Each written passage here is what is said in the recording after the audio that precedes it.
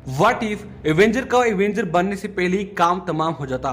तो आज हम एक छोटा सा ब्रेकडाउन करेंगे व्हाट इफ की एपिसोड 3 का। चूंकि मैं काफी लेट हूँ हमेशा की तरह, और कल तो एपिसोड 4 भी आ जाएगा, तो हम ये वीडियो बहुत ही छोटी रखेंगे, बिल्कुल एक रिव्यू वीडियो की तरह। तो चलिए वीडियो को बिना देरी किए स्टार्ट करते हैं। तो एपिसोड सच में काफी ज्यादा डार्क, स्केरी और शॉकिंग था। इस एपिसोड को डे वाइज तकसीम किया गया है, जहां पर हम मंडे को देखते हैं आयरन मैन 2 वाला ये सीन, जहां पर निक फ्यूरी और नताशा जाते हैं टोनी से मिलने के लिए ताकि वो एवेंजर को ज्वाइन कर सकें। और यहाँ पर जैसे ही हम देखते हैं कि जब नताशा वो लिथियम डाइऑक्साइड वाला इंजेक्शन टोनी को लगाती है ताकि उसका जो आर्क रिएक्टर का वाला जो पॉइजन है उसका इफेक्ट थोड़ा कम हो जाए, यहाँ पर हम देखते हैं कि यहाँ पर टोनी उससे फौरन मर जाता है। बिल्कुल आप सही सुन रहे हैं, यहाँ पर वो लिथियम डाइऑक्साइड वाले उस इंजेक्शन से मर जाता है। और इसके नेक्स्ट डे यानी कि ट्यूसडे को हम देखते हैं कि शील्ड वालों ने नताशा को अरेस्ट किया है और उसे अपने साथ ले जा रहे हैं, क्योंकि उससे लगता है कि यहाँ पर उन्होंने टोनी स्टार्क का मर्डर किया है। और जाहिर सी बात है उसके इंजेक्शन लगाने से ही टोनी स्टार्क की मौत होती है।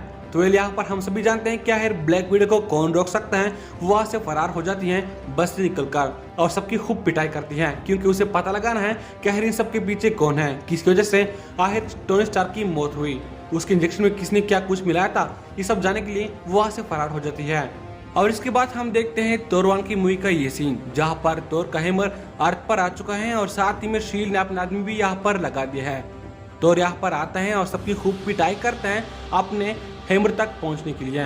अब यहाँ पर मूवी की तरह सेम टू सेम ऊपर यहाँ पर होकर अपने निशाना लगाए हुए बेटा होता है निक फ्यूरी के ऑर्डर का इंतजार करते हुए, लेकिन फ्यूरी उसे कहते हैं कि तू उस पर अपना तीर मत चलाओ, मुझे देखना है कि ये क्या क्या कर सकता है। लेकिन तभी हम देखते हैं कि हॉकाई की बॉस से उसका तीर निकल चुका है और साथ ही में वही की वही थोर की मौत हो जाती है। जी हाँ, यहाँ पर थोर की मौत हो जाती है हॉकाई के एरो से, और साथ ही में हॉकाई बार बार कहते हैं कि मैंने शूट नहीं किया, मैंने शूट नहीं किया। पर शील्ड के आदमी उसे अरेस्ट करके एक सेल में बंद कर देते हैं। अब वो सेल में अकेला होता है, वह कोई नहीं आता। और जब फ्यूरी उसे मिलने आता है उसे बात करने के लिए, तो हम देखते हैं कि हॉकाई भी मर चुका है, किसने उसका भी मर्डर कर दिया है। बट हैरानी की बात यह है कि उस सेल में ना तो कोई गया था और नहीं वहां से कोई आवाज आई थी, तो उसे कौन मार सकता है। इसके बाद हम वेडनेसडे को द इनक्रेडिबल हल्क की स्टोरी को देखते हैं, जहां पर नताशा डॉक्टर रोज से मिलने आई है उससे हेल्प मांगने कि तुम मेरी हेल्प करो और पता लगाओ क्या है टोनी की इस इंजेक्शन से मौत कैसे हुई। बेटी उसे कहती है कि तुम्हारे इंजेक्शन से एंटीडोट तो निकला ही नहीं है, कि जिस भी चीज से टोनी की मौत हुई है वो कोई एंटीडोट नहीं बल्कि कोई नैनोटेक है जो कि उस पर फायर किया गया था। और यहीं पर निक फ्यूरी की कॉल आती है नताशा को, जो कि उसे कहते हैं कि हॉकाई की भी मौत हो चुकी है और मेरे ख्याल से टोनी और क्लिंट बार्टन की मौत का कातिल एक ही है, और शायद वो हमारे एवेंजर इनिशिएटिव के कैंडिडेट के पीछे है। इसलिए तुम ब्रूस को ढूंढकर किसी सेफ जगह पर चले जाओ, क्योंकि उसमें अभी सिर्फ तुम और ब्रूस ही बचे हो। और इसके बाद हम देखते हैं यहाँ पर ब्रूस को। अब ये एडवर्ड नॉर्टन का ब्रूस नहीं बल्कि मार्क रफेलो का ब्रूस है। और नताशा उसे कहती है कि हमें यहाँ से निकलना होगा, यहाँ पर काफी बड़ा खतरा आने वाला है। कि तभी हम देखते हैं कि वहाँ पर जनरल रोस आता है अपने सोल्जर के साथ, जो कि उस पर फायरिंग करता है। कि तभी हल्क सामने आता है और सब पर हमला करना शुरू कर देता है, लेकिन हमला करते करते यहाँ पर हल्क गुब्बारे की तरफ पुल जाता है और फिर ब्लास्ट करता है और खत्म हो जाता है। सच में ये काफी डार्क सीन था और शॉकिंग था, जब हल्क गुब्बारे की तरफ पुल कर ही मतलब खत्म हो गया। और इसी सेम टाइम पर यहाँ पर हम देखते हैं कि यहाँ पर लोकी, सिव, वॉरियर 3 और इस गार्ड की पूरी आर्मी अर्थ पर आ चुकी है थोर का बदला लेने के लिए। और साथ में यहाँ पर लोकी के पास है कास्केट ऑफ एंशिएंट विंटर। बिल्कुल आप सही सुन रहे हैं, ये वही है जिसे हमने थोर 1 की मूवी में देखा था। अब ये कितना खतरनाक है आपको पता ही होगा। वेल यहाँ पर निक फ्यूरी और शील्ड के सारे एजेंट आ जाते हैं, जो कि उसे पूछते हैं कि तुम यहाँ पर क्या कर रहे हो, आपका मकसद क्या है। लोकी उसे कहते हैं कि तुम लोगों ने मेरे बाइक को मारा है और इसका बदला अब हम इस पूरे प्लेनेट से लेंगे, इसलिए इस पूरे प्लेनेट को बर्बाद करना होगा। और उसके बाद वो कास्केट से उन सब पर हमला करते हैं, बर्फ के काफी बड़े बड़े हमले। लेकिन निक फ्यूरी से कहते हैं कि मेरी बात सुनो, कि जिस शख्स ने तुम्हारे भाई को मारा है उसने मेरे 2 काफी अच्छे एजेंट को मारा है, जो कि काफी अच्छे थे। इसलिए मैं भी चाहता हूँ कि उसको पकड़कर उसे काफी कड़ी से कड़ी सजा दो।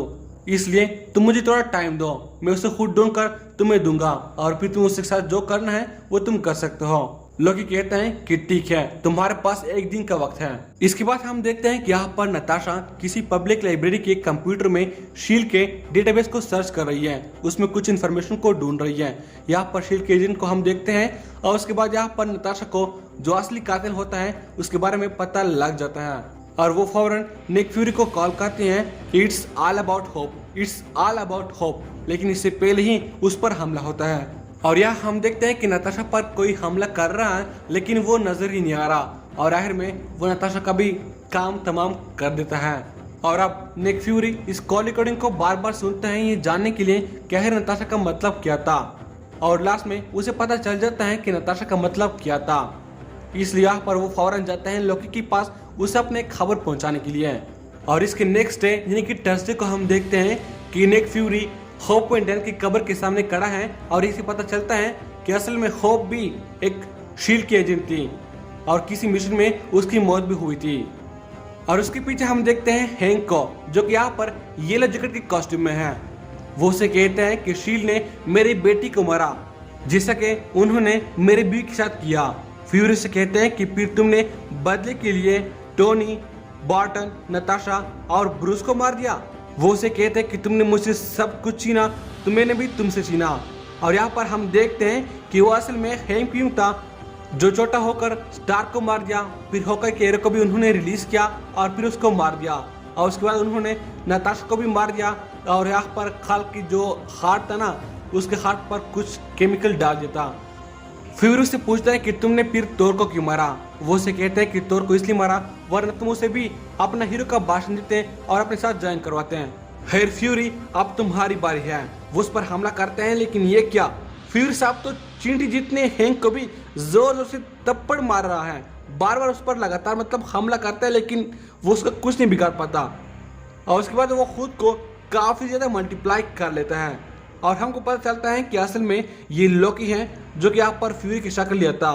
फिर वो हैंक को पकड़ लेते हैं। फ्यूरी उससे कहते हैं कि तुम अब हमारे घर से जाओ, लेकिन लोकी साहब कहते हैं कि जब आया हूँ तो इतने समय से क्यों जाऊँ, मैं कुछ दिन के लिए यहाँ पर रुकूंगा।